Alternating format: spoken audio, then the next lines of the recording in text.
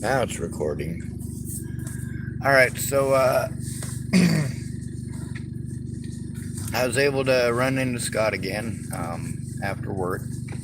I wanted to go see if Dallas was parked over there, and Scott was there, and his dad,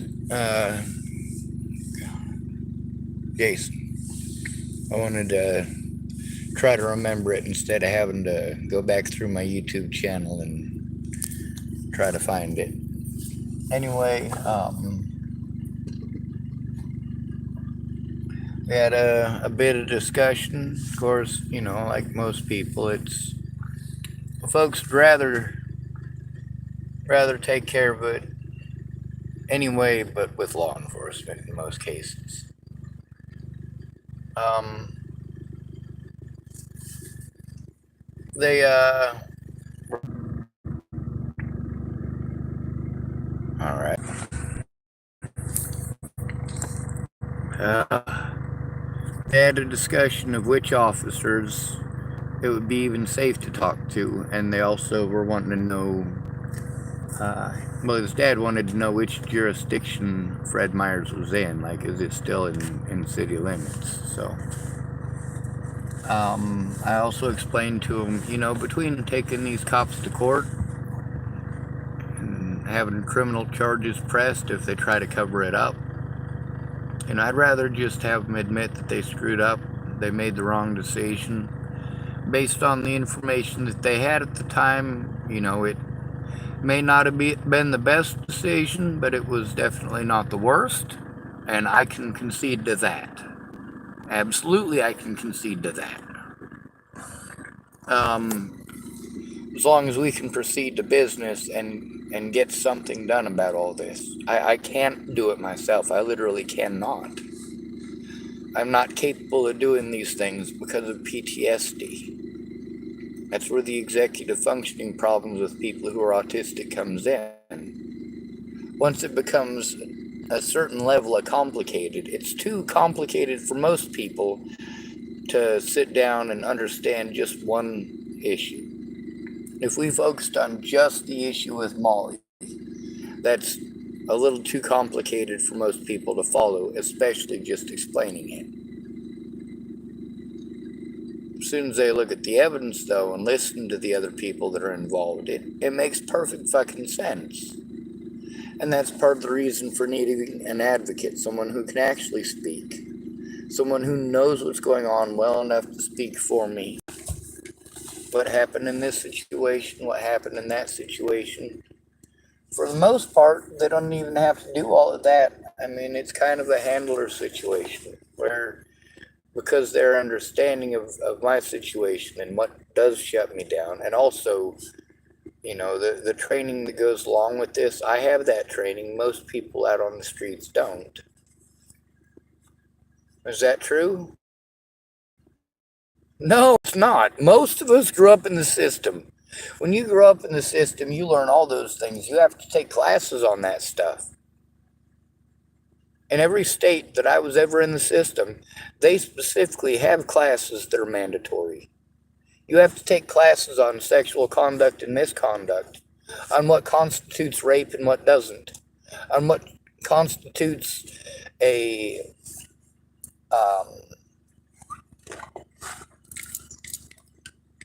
well, all this stuff that you guys have boundary issues with. They teach us about those boundary issues. They teach us what we're supposed to do. They teach us the statistics.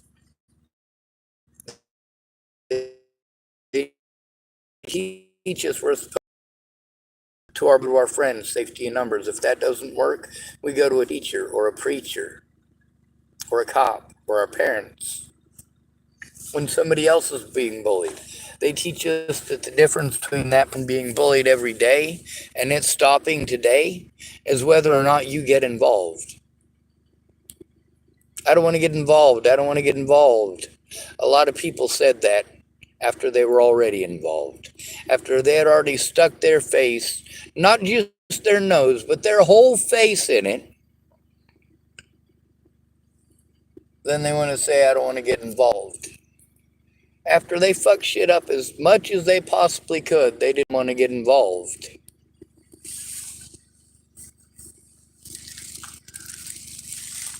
I have to understand the importance of certain things to certain people. I do know, being from a hunting area myself, in a rural area myself, that season is important. Right now here, apparently it's I want to say he said black powder rifle, but I'm not certain. And then next month it's going to be late season deer. And I think late season deer, they only, in this state, I believe it's only half as many because I think they follow Washington state. And I think in the 90s, well, see, that's a long time ago. Laws change, populations change. Sometimes a herd will get hit by a disease and they'll change it a little bit too. But I think they only give out half as many permits for late season. Um, as far as, one of them gentlemen, he said that he would go in with me, but he's got hunting tomorrow. I can understand that. He's got to wake up early in the morning. Um, a lot of people who hunt, they're poor families. You're not rich. You're not living in a mansion, and that deer and that tag does represent a significant quantity of meat. During the wintertime, that'll supplement a lot of really hard times, especially since you're stuck indoors a lot during the winter, or when you're outside, you're expending a lot of resources as far as your body's caloric intake. Anyway, I was glad to meet his dad. I did give him a run through on my phone. Like if I hold it a certain way, it means that I'm recording.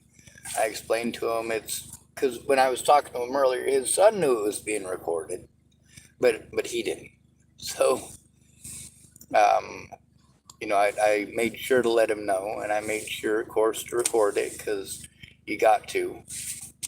Um, I let him know that I couldn't, download anything right now, but I would try to, download stuff as I can. I always do. I try to post it up when I'm able to. Some of the audio recording stuff, especially. Um, oh, shit. I turned off my recording device anyway. Let me see. I did not. It's still recording, so I guess that's going to be a bit longer of a recording than I had planned it for it to be. So instead of just that conversation, you also get to hear me talking about that conversation at the end of that conversation.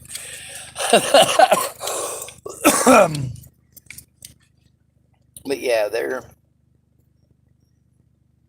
always cool to me over there, the Fred Meyers and that Rob guy. I kind of got the feel, and that was something where it was necessary, but he didn't really want to do it. He wanted to be as civil as possible because it wasn't a personal thing, and he don't have an issue, not a personal issue anyway. And I can totally follow that. Also, I let the other employees know that with as far as that situation goes, I can understand Rob's position, and I think that given the position, he did the best thing that he could do, and he did the kindest things that he could do for me. Instead of being like, "You need to get the hell off the property, asshole," he didn't tell me I had to get off the property. He let me know that I couldn't live there. He let me know I couldn't handle on the corner there, but he was kind enough to let me know where I could, and I think that's pretty cool. Um, Also, another one of the employees here who's always real cool to me. I talked to him a little bit. There's a lot going on, and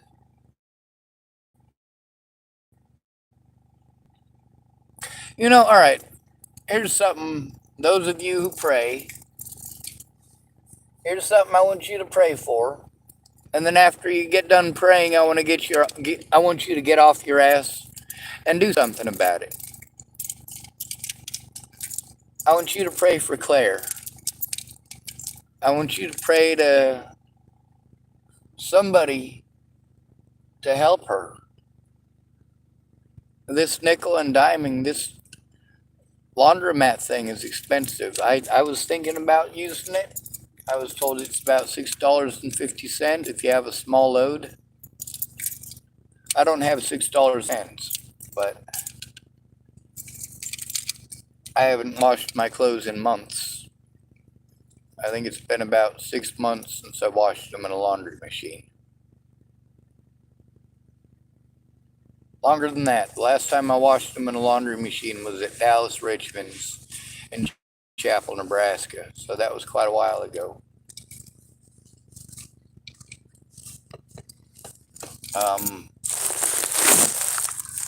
I am going to end this video just due to the fact that I'm going to put up my blinds and use my portable bathroom. I don't want to have any risk of anybody seeing my 3 grapes.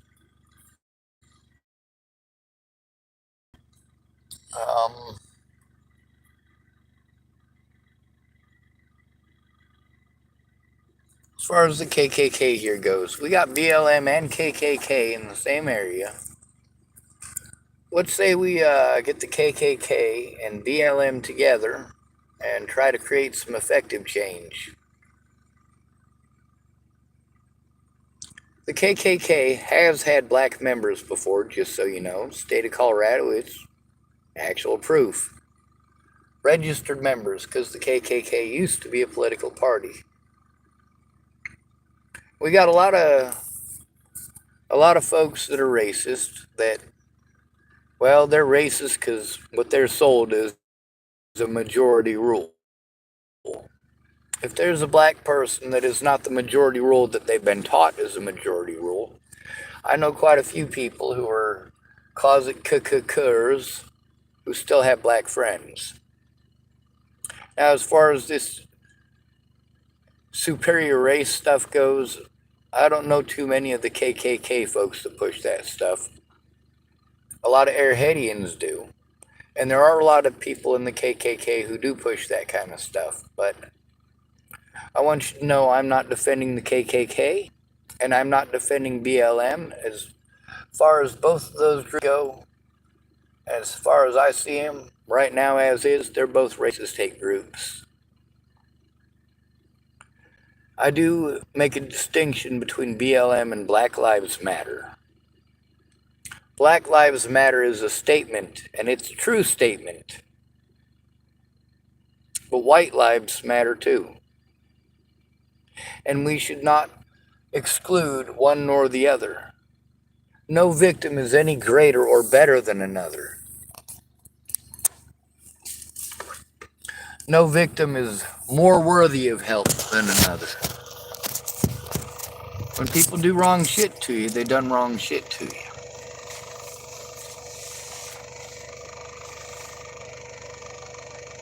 Clear deserves better. For certain. I don't know her past. What I do know is when she said completely transparent, yeah, she's been completely transparent so far as I can tell. When she's emotional, god damn it, she deserves to be emotional, and she wants to express herself that way. I feel that she should have the right. I know what it's like out here. I listened to Rebecca Gross-Nickel-Foley scream on the phone for almost 30 minutes. Because she was freaking out. She was screaming the most hateful, fucked up things on the whole fucking planet. I mean, she would have made a sailor blush. And she was loud. But I also knew that it wasn't directed at me. I knew that she was in an extremely scary situation, and I was hundreds of miles away.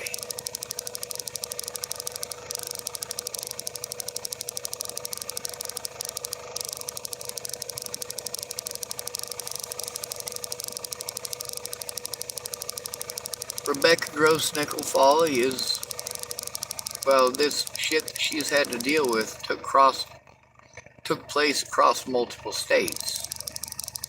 Washington and Oregon being two of them. One of her predators lives in Washington State, another few of them live here in Oregon. Jurisdictional crap and all that. She's not any more safe in Vancouver than she is in Portland. But she doesn't have the human traffickers in Portland on her shit like they were. So in that aspect, she is safer there. She is safer in, well, outside of Portland anyway. As soon as that situation got out of hand, it got out of hand. As far as taking care of my needs first, for me getting a camp, nobody was able to help me to get a camp there. So I had to try to find a camp close that was familiar. Unfortunately, Hood River is quite a ways from Portland. And me leaving Rebecca alone in that environment with those people was not one of the best choices that I've made in my lifetime.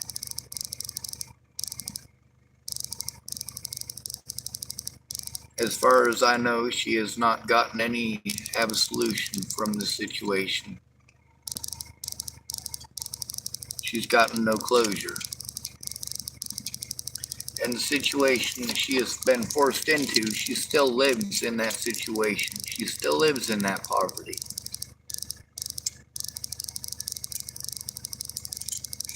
Rebecca fed us in Boulder, Colorado, and I'm not going to forget that.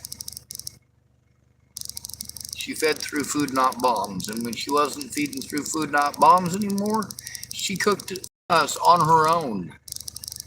On her own. She took her own resources and her own time and her love and her care and her attention, and she made food for us, and she brought it to us.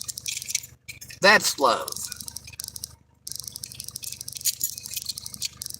So I guess the update I got is that I was able to record a little bit tonight of some of the situations and explain to a few more folks. But you know how I get when I'm scared? 400 miles an hour talking. Had a good conversation to start off with though until I ruined it. Now they said I didn't ruin it, but here's the thing. I was enjoying what we were talking about, and then I redirected it towards my stuff. But that's also because I'm scared. The reason I went over there to begin with was to talk to Dallas, because I'm scared. I still want to draw Dallas's picture though. I might go to the library and see if they can help me to they haven't been able to help me with this at any of the other libraries, but I know that some of the libraries are supposed to have a way that you can take a screenshot from your phone and they can print it out on the computer. And I know that Kinko's can do that, but you have to bring it in on a USB. So we'll find out. Also, they had the idea of me going to the library, and if park on the proper side of the road, then I'm not illegally parking and I can stay there all night. It's not illegal to do so. And I'll also have internet access to the library's internet. I gotta go pass out though. I'm tired. I'm using up gas. I'm burning daylight. I also, looks like it, yeah, 100% charge on one of these. It's been a while since I've had that. 100% charge on both of them, matter of fact.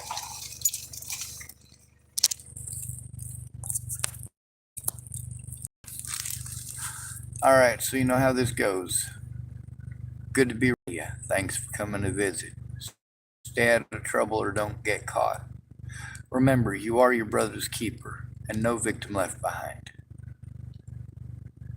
When it comes to racism, I don't like it, but I believe that every time you beat the shit out of a racist asshole, you got 200 other racist assholes who use that as an excuse for being racist assholes. Hate perpetuates hate. All you KKK folks who are sick of getting screwed over by the government, and all you BLM folks getting screwed over by the government,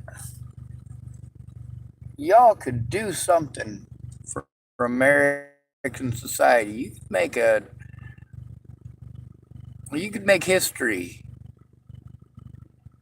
You could make history by working together to stop this police brutality. You could make history to do something, make some actual effective change about both missing white girls and missing black girls.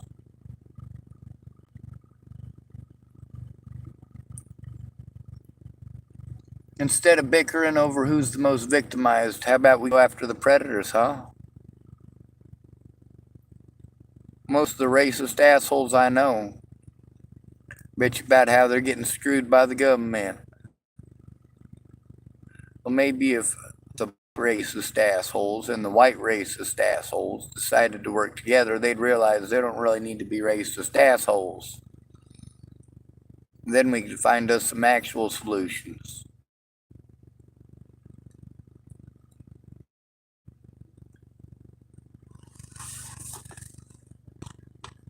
If you ask a KKK member if they'd rather have a black person hanging in their yard or a politician, I think most of them would probably pick a politician. Now, we all know how wrong it is to kill people. That's not something you even have to teach people. We know it's wrong. When Kara Rogers, aka Cara Mia, let me know that her son, who's half white and half black, people were sending her pictures of him with a noose drawn around his neck because she was trying to help me. Imagine how that impacted me. Imagine how that made me feel. Hanging somebody isn't a joke. It's mean-hearted and it's evil. Now, the real question is, because I haven't seen any evidence of such a thing, did it really happen? Or was she gaslighting me and playing head games? All those people telling me that them and their friends and family and even children were having their lives threatened, that did result in me attempting suicide.